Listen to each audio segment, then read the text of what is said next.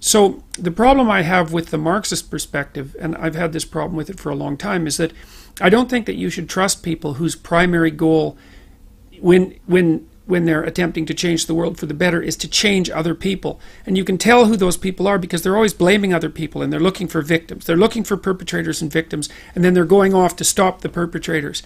And I think that's wrong because, as Alexander Solzhenitsyn said, he's a great Russian writer who helped bring down the Soviet Union. He said, the line between good and evil runs down every human's heart.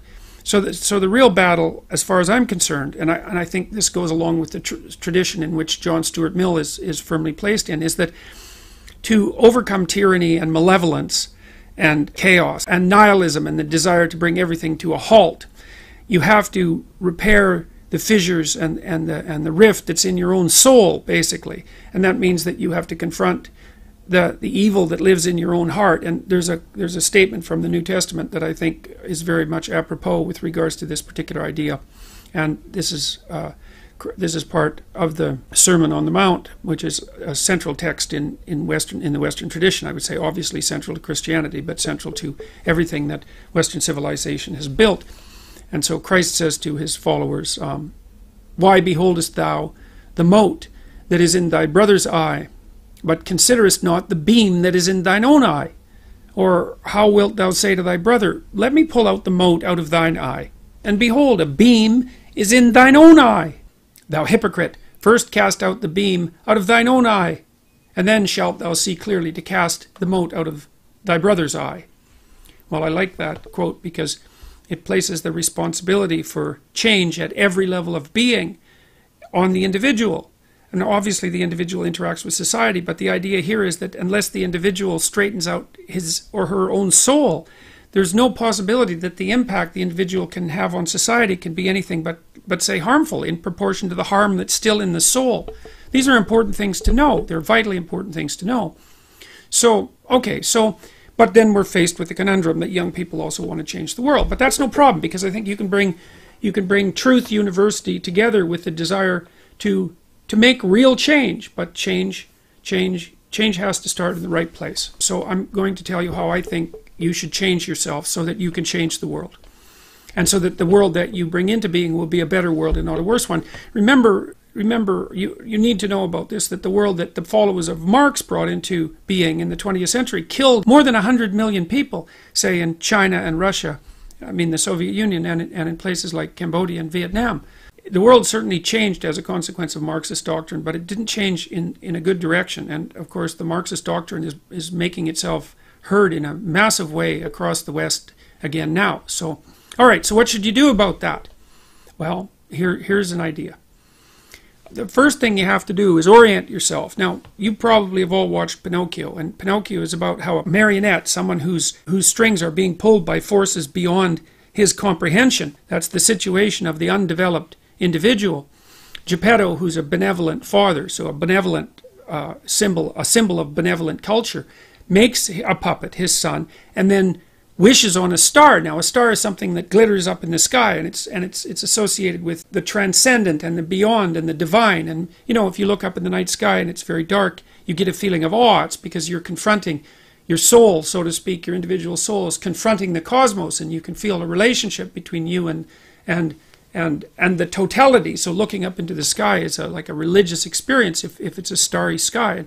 And to wish upon a star is to find a light that orients you like the North Star, and to pick the highest goal you can conceive of. And so that's what Geppetto does. He raises his eyes above his day-to-day concerns and tries to establish a relationship with the highest of all possible values.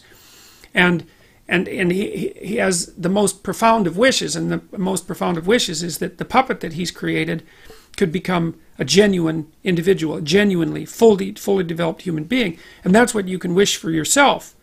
You can wish and aim for that in yourself. And then, you see, that's how you deal with the suffering that's attendant on life, because life is suffering, and because life is very hard, and people get sick, and they become mentally ill, and there's malevolence in the world, and there's tragedy, and so life is very, very hard. And if you're not properly oriented with regards to life, the fact that it's hard and the fact that it's full of suffering can can warp and twist and bend you until you become murderous and resentful, and even go beyond murderous and resentment to wish for genocide, and even to wish for the destruction of everything. And so you have to learn how to strengthen yourself as an individual so that you can bear the burden of being without becoming corrupt. You have to decide that that is what you're aiming for, is that you want to become a fully developed human being and stop being a pathetic marionette whose strings are being pulled by horrible forces behind the scenes. So I would say to wish on a star is to aim at the highest good, and the question then is, well, what is the good? Well, we can answer that in two ways. We could say that the good is the opposite of evil, and I can tell you what evil is. Evil is the conscious desire to produce suffering where suffering is not necessary. And so if you read about what happened in the Nazi concentration camps, for example, or in the Russian concentration camps during the time of the Soviet Union, you get a good flavor for what constitutes evil. And evil is the desire to exploit the vulnerability of other people, to self-consciously exploit the vulnerability of other people, and to elevate their suffering beyond their or anyone's ability to tolerate. And so the good is the opposite of that, whatever the opposite of that is. The good is harder to get a handle on. But here's one hint, and I got this from reading Jean Piaget, partly, who's a developmental psychologist. And Piaget talked about the equilibrated state, and an equilibrated state is like a game that children play, where every child wants to play the game. You have a little social group, and that's the children's play group, and you have the individuals within it, those are the individual children, and the structure is the game. And it's a good game if everyone wants to play it. And Piaget noted that a game like that will outperform a game that people have to be tyrannized to play, because it doesn't require any enforcement cost. And so I've sort of developed the idea of an equilibrated state to think that if you're aiming at the good, then you want what's good for you. And I mean good for you as if you were taking care of yourself and were good to yourself, who were treating yourself like someone you loved, that it was good for you in a way that would also be good for your family. And then it would be good for you and your family in a way that was also good for society. And then it would be good for you and your family and society in a way that would be good for the world. And then it would be good now, and it would be good next week and the week after, and a year from now, and as long into the future as you can see. So the good is something that's equilibrated across multiple levels of being and multiple time frames simultaneously. And it isn't necessarily that you know what that is going to be at any given moment, but you can orient yourself so that's the state that you want to exist in. And I can tell you, as far as I can tell, when you exist in that state, even moment by moment, your life is imbued with a sense of meaning, and that sense of meaning can help you transcend suffering. The philosopher Nietzsche said, "He who has a why can bear anyhow. He who has a why can bear anyhow." And so Nietzsche's idea was that if there was purpose in your life of sufficient grandeur, that not only could the suffering in life be accepted, but maybe it could even be appreciated. Like it could be that you're willing to bear the burden of being because of the exciting things that you can do with being, the things you can build and the things that you can bring about.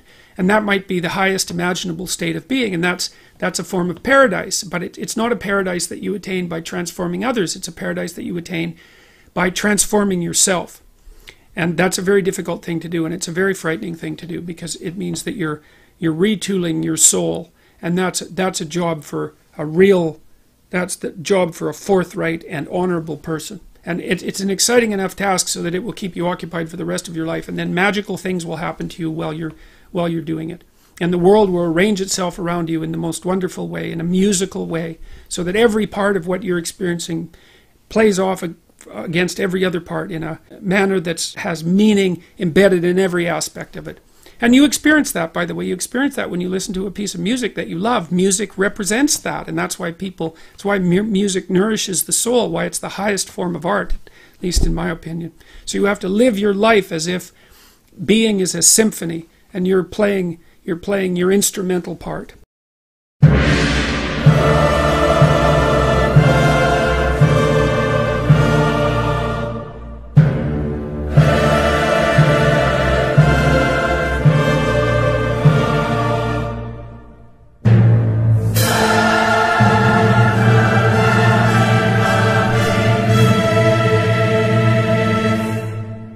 Once you orient yourself, then you have an obligation, I would say an obligation to the development of your soul, to speak the truth. You have to be oriented properly, though, because the truth is something that exists in service to an ideal of sorts. Then you can imagine that you could use your language two ways. You can use your language to manipulate the world and to extract from it what you want. So, for example, maybe you go out on a date with someone and you decide that the end goal of the date is to have a sexual partner for the night, and then you can craft your language to manipulate the person into providing you with what you want. And that's like an instrumental use of language.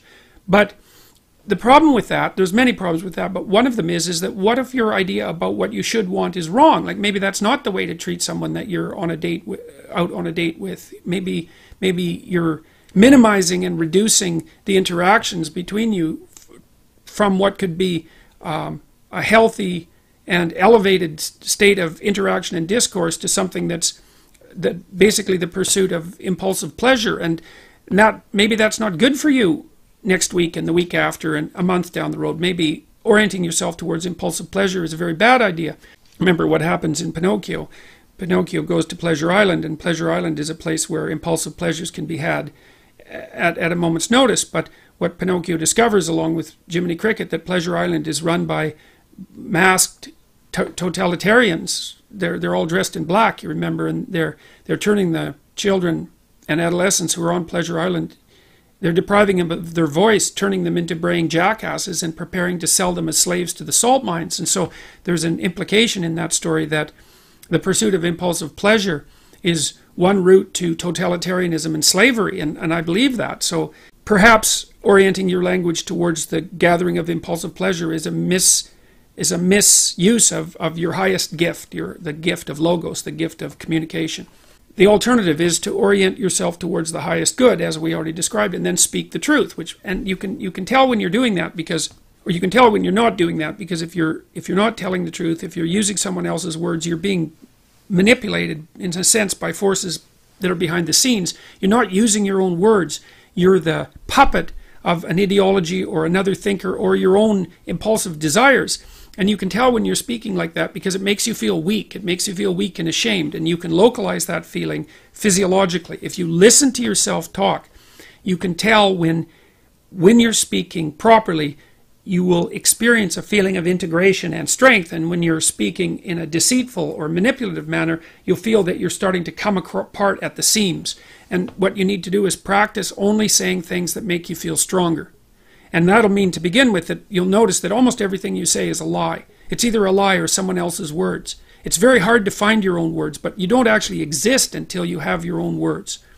So then you try to teach yourself how to speak your own truth, and you listen to other people while you're doing that, because they can help you shape and correct your words. They'll react to them badly if you formulate your ideas badly, and if you listen and pay attention, then you can learn to formulate your words more and more clearly and accurately, and that makes you more and more powerful. It gives you more and more authority, which is the beneficial form of power.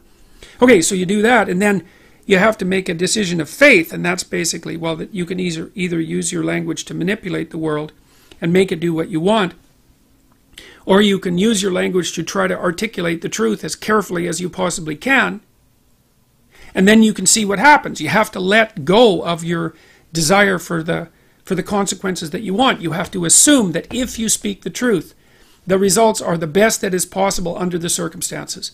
And so it's an exciting way of living in some sense. It's like continually walking off a cliff, because you don't know what's going to happen next if all you do is say what you think.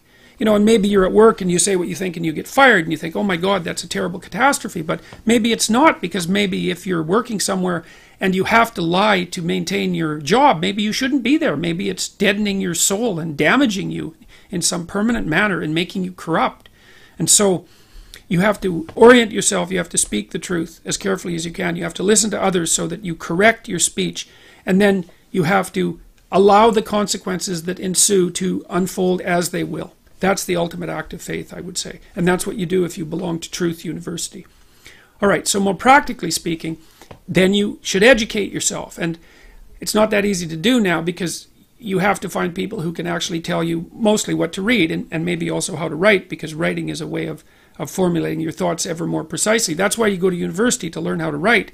If you know how to write, you can think. If you can think and speak and communicate in writing, you're unbelievably powerful in the authority manner, because arguments move the world forward, and if your arguments are tight and well constructed and lucid and well edited and carefully thought through, and you have 5 rationales for everything that you're doing, which is what happens if you learn to write properly, then you're like a force of nature, man. No one can take you down. And that's one of the things that people aren't taught about why you go get educated, especially in the humanities. Humanities education, if it's real, organizes your psyche, grounds you, puts you on a rock, and makes you a force to contend with. But you have to read the right people. And those are the great, they're the great people of the past. In my list, they're the great men of the past, and that's just how it is. And so here's who I would recommend. I put reading lists up at jordanbpeterson.com. There's 2 of them. And the people that I recommend primarily are, they're books written by the following list of people: Fyodor Dostoevsky, Leo Tolstoy, who I think perhaps the greatest novelist the world has ever seen, Alexander Solzhenitsyn, another great Russian novelist. I don't know what it is about the Russians, but man, they produce writers that are incomparable. Alexander Solzhenitsyn wrote a book called The Gulag Archipelago, where he analyzed the Soviet prison camp system that arose after the Leninist revolution in the second decade of the 20th century. And details in absolutely precisely how the tenets of Marxism, the Marxist tenets that are supposed to free everyone and change the world, produced legislation that was absolutely murderous in its consequences. And Solzhenitsyn painstakingly traces the logical pathway from the original Marxist principles to the legislation, to the genocides. Because you'll hear people who are basically Marxists say things like, well, true Marxism never existed. And Solzhenitsyn took that argument apart in the mid-70s. And the Gulag Archipelago was an intellectual bomb. It demolished any credibility that Marxism had to intellectual respectability. You have to read the book. The book is about the central issue in our culture at the moment. If you don't read it, you're not informed. You can't participate in the debate except as a puppet. And so I wouldn't recommend participating in this debate as a puppet, because you don't know who's behind the scenes pulling the strings. If you remember the Pinocchio story, the forces that were pulling the strings were not forces that were acting in Pinocchio's best interest, that's for sure. George Orwell, English essayist, incomparable commentator on socialist totalitarianism, even though he was a left-winger and a brilliant one.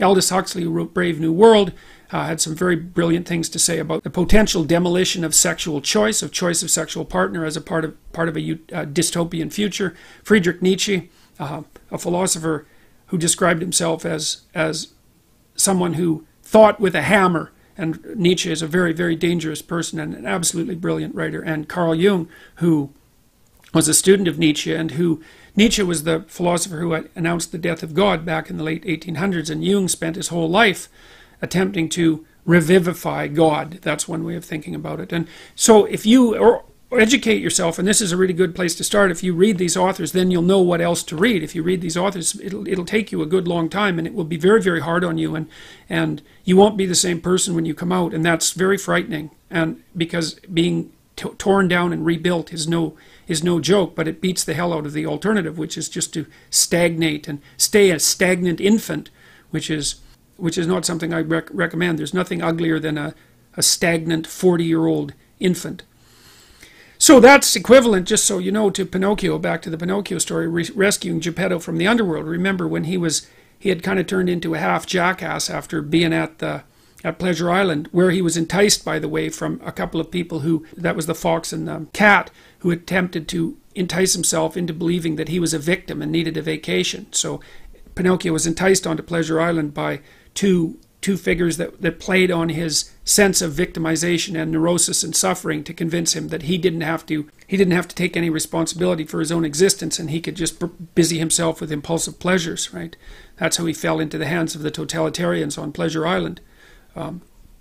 Anyways, Pinocchio, after he left Pleasure Island, had to go into the ocean twice, and the second time he went into the ocean, he was looking for his father. Well, everyone's father, from a mythological perspective, is dying in the underworld, in the chaos, because everyone inhabits a culture that's sick and old, so to speak. And it's sick and old because it was made by the dead, and the living have to revivify it continually in order for it to be a dynamic force. And the living have to revivify their connection with the culture internally too, because you're constructions of culture, although not only constructions of culture. And you have to understand history, because otherwise you can't understand yourself. You're a historical creature. And so you have to rescue your dead father from the belly of the beast, from the dragon. Because remember, the whale in Pinocchio is also a fire-breathing dragon. And that means you have to face the thing that you most fear. And when you do that, you'll rescue your father from the underworld. These are very complex ideas, and you can read about them in my book, Maps of Meaning, if you want. It's on the reading list. I put a free copy of it on jordanbpeterson.com so you can download it. I take apart these sorts of things in detail. So anyways, you have to revivify your father before you can become real.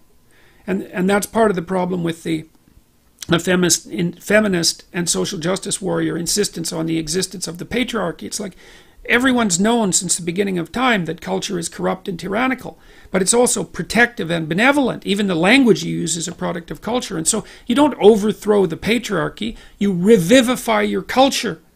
And you do that by adopting responsibility for your own being and then acting as a moral agent in the culture. That's what you do to become educated. So read these books. Read these books. They'll change your life. I guarantee it. They'll change your life. They'll take you apart. They'll devastate you. And then they'll rebuild you into something far greater than you are now. You're hurt. Don't worry. Ginny, you need to get yourself out. Follow the chamber and you'll find Ron.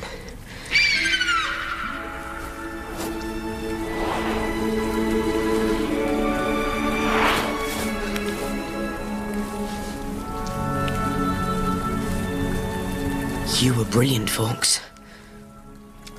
I just wasn't quick enough.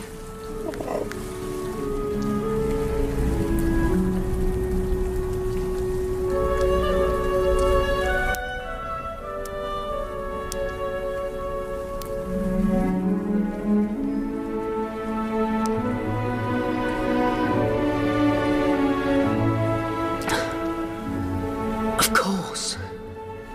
Phoenix tears have healing powers. Thanks. It's all right, Ginny. And that's what to aim for. So then, and here's something that will help you. My colleagues and I have developed a series of online writing programs called the Self-Authoring Suite. And they help people write about their past and organize that, and their present personality and organize and understand that. And then the future. And the Future Authoring Program asks you to write about 6 different dimensions of your life.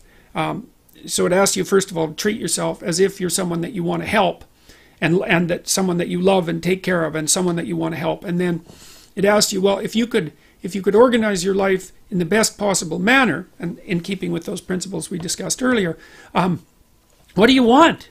What do you want for your career? Like, what do you want? What would make your life meaningful? What do you want for your career? What do you want for your family and from your family? What do you want for an intimate relationship? How are you going to take care of your mental and physical health? How are you going to handle drug and alcohol use? It asks you a series of fundamental questions like that to get your mind moving. And then it asks you to write for 15 minutes about what your life could be like 3 to 5 years in the future, if it was laid out like you were laying out a life for someone you deeply cared about. And so you're asked to write for 15 minutes about that without worrying too much about the structure of the argument or any grammatical niceties. That's put off for later. So that gives you a little heaven to aim for, right? It's like, well, if I could have this, my life would be clearly worthwhile, even if I had to put up with a fair bit of suffering along the way. That's what you're trying to construct. And you can think about that as a heaven worth moving towards. And then the second part of the program asks you to write about what your life would be like 3 to 5 years down the road if all of your bad habits and nihilistic tendencies and proclivity towards resentment and lack of desire to shoulder responsibility, if all your weak points got the upper hand and just augured you into the ground. And everyone knows that. You know what you'd be like if you just let everything slide, and you'd know what particular hell you were ended up heading towards. And so the second part of the program asks you to write about what your life would be like 3 to 5 years down the road if everything just went to hell around you. And so that gives you a hell to avoid and a heaven to strive for. And you need both of those because that's what keeps you properly motivated in life. And then the second half of the program, the next part of the program, helps you turn your vision of the desirable future into an implementable reality and to articulate it fully and to articulate the arguments for why you want that. And those even help you overcome your own doubts, right? It's not only to argue against other people, it's to argue against the chattering demons of nihilism and hopelessness and ideological possession that exist in your mind and in society simultaneously. You need powerful weapons to fight back against those. So here's an offer for you. We've made the future authoring program available free for the next while. I don't know how long a while will be, but let's assume a week or something like that. And so if you go to www.selfauthoring.com/futureauthoring.html, you can read about the program there. And now I got to tell you, we've used this program on about 5,000 university students so far, mostly in Holland, but some in Canada as well. And what we've shown is that the program, if you complete this program, even if you do it badly, and I would recommend it, do it badly, man. It doesn't matter. You don't have to do it perfectly. Do it badly, and then maybe do it better as you move forward, but at least do it badly. It increases the performance of university students. It increases their grades by between 20 and 25% and decreases their dropout by about the same percent. And so we have data on 5,000 people. One of those papers has been published, and I'll put that in the description of this video. And so this program really works if you do it. And so I would highly recommend that you do it. Anyways, you can read about the program there. Click purchase for $14.95. Then enter this code, Change Yourself. That'll give you a $14.95 discount. And that means you can have the program for free. And so here's what millennials should do if they want to change the world. The first thing they should do is orient themselves to the good. And that's away from evil, away from malevolence, away from the manufacture of pointless suffering and pain, away from Auschwitz, let's say, and away from the Gulag Archipelago and the terrible Soviet camps and the massive murders that occurred in China. You want to get as far away from that as you possibly can. Whatever direction is away from that is a good direction. And then you also want to contemplate what the highest possible good could look like for you and your family and your society. We already discussed that. And then you need to speak the truth in relationship to that. And then you need to educate yourself. And then you need to shoulder your responsibility. Responsibility is a good thing because it makes you strong. To bear up under it makes you strong. You can turn yourself into you can free yourself from your strings and turn yourself into a genuine individual. And then you can shoulder the world. And then you're in a position to make change. As a person like that, your mere being will change the world in a positive direction. And that's what you should be aiming for. So read the books that I put up on my site and do the future authoring program. And that will improve your life dramatically. And that's how you can change the world.